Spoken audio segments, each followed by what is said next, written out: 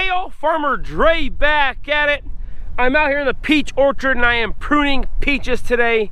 It's middle of February here and it's a perfect time to get started. I got started a couple weeks ago. I actually worked one day out here, got 3 rows done, and I'm out here today. I'm just trying to, push as much as possible before spring gets here. Any free chance I get from all the other projects we're doing on the farm, come out here. Big plan is to finish pruning. But I'm gonna go ahead and show you guys exactly how to prune a more mature peach tree. These are going on their 5th season. They just got done with their 4th season. We've never cropped these peaches yet just because frost.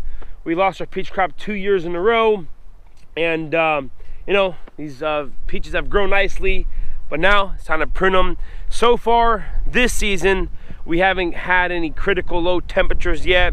And I remember last year at this time, it was down to -14 when we lost our peach crop, but so far so good. We've been blessed with some good weather, and hopefully the weather stays great up until past our last frost-free date. So anyways, let's go ahead and start pruning these peach trees. Like I mentioned in my past videos, one of the most important things about growing any fruit tree, especially with peaches, is in summer make sure the floor of the orchard is fairly clean, at least a strip on each side here.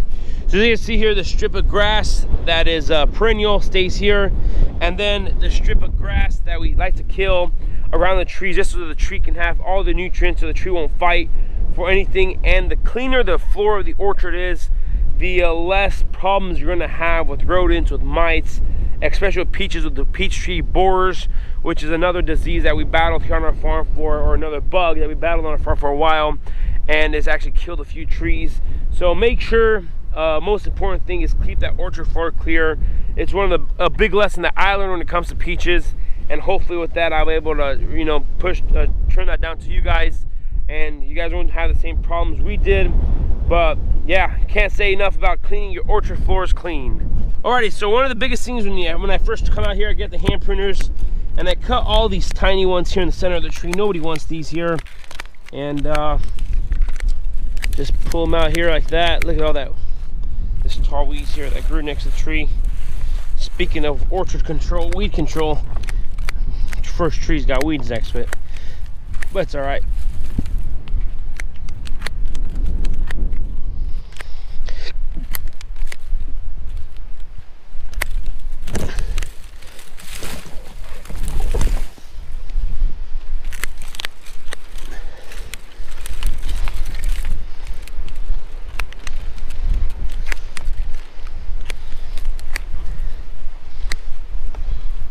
So one of the biggest things to know with peaches is you want the center of the tree to be open. As you can see here, this branch right here is way too big for this tree, so I'm gonna go ahead and chop that out here.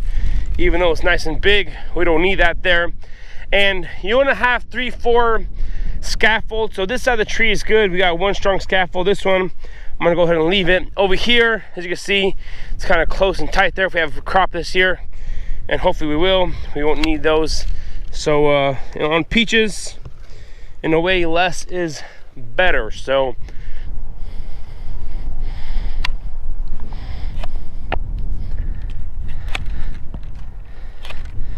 one of the biggest things to know whenever you get down the inside of the tree is you don't want the tree to be taller than 7, 8, 9 foot. Just whenever you crop these, you could be able to harvest them without having ladders or whatnot. And of course, we're a U-pick operation, so we like for the families to pick the fruit. So if you keep them too tall, you got to come out here with your ladders, with your crews. So one thing I do here is keep the trees. If I can't prune them off the ground, then time to chop them off. So like this, keep it fairly low. I'm 6'4" with these pruners. We get 7, 8, 9, 10 foot, so it's not too terribly bad. Just kind of clean it up here. And other than that, this is a prune tree. Alrighty, so I set you guys on the 4-wheeler there. I'm gonna prune this tree here fairly quick, show you guys how it's done. So we have a big fat branch in the center of the tree. Pull that out. We don't need that branch in the center of the tree there. And some that's grown inside the tree as well. Pull all that thick stuff out here. So yeah. Now clean up the bottom of the tree like this. Real fast, real easy. Takes a few minutes to do each tree individually, but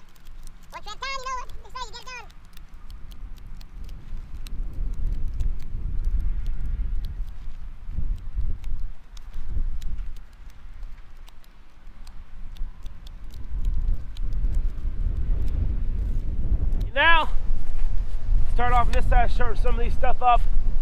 I'm gonna go ahead and clean that one up in the center. Chop that there like that. Clean some of the stuff in the center as well. Boom, easy. I don't want too many branches growing out here.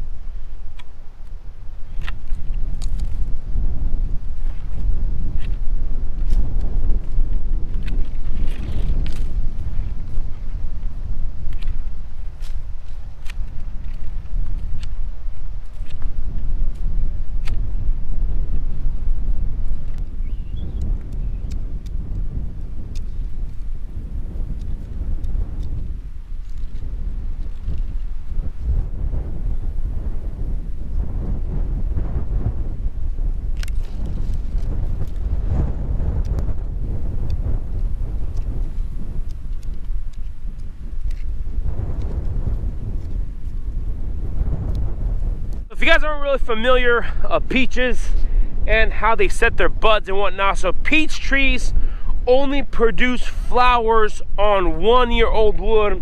So the wood that grew last year is gonna go ahead and flower this year, and that's it. It will not flower on wood that is 2, 3, 4 years old. So that's why it's so important to keep that renewal process of the limbs and have a lot of thin, tender wood, 1-year-old wood inside your trees here. As you guys can see here, this limb here grew this past season, and on these tips here where you see those semi-swollen buds there, these are the ones that are going to flower for this year, because this is all wood that grew this past season. So as you can see here, our goal is to have as much as of this thin wood here as possible. For example, this right here grew last year. This is not going to flower anymore, but we had a little bit of growth on the tip of this branch right here, and this is going to flower right there. This will flower all this red stuff, but this from here grew this past season, so it's a 1-year-old. That's going to flower. And since we have so many spring frosts here in Missouri, I'm leaving a lot more branching than usually what we should, just because if we get frost or light frost or something, it kills some of the flowers. It won't be that big of a deal if we have more flowers on there. And the only downside of that, whenever you come through thin, you're gonna have to do more work. But with peaches, that's the thing you gotta keep in mind, is 1-year-old wood, this pink wood here, is gonna produce your fruit for the next coming season. And if you don't have the 1-year-old wood, you're not gonna have any crop next year.